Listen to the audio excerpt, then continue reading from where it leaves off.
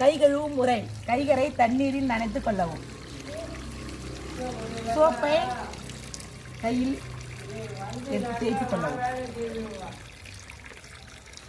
உள்ளங்கைகளில் நன்கு தேய்க்கவும். புறங்கையை தேய்க்கவும். அடுத்த புறங்கையை தேய்க்கவும். விரல்களை இடுக்குகளில் தேய்க்கவும். பெருவிரலை தேய்க்கவும். மற்றொரு பெருவிரலை நன்கு தேய்க்கவும்.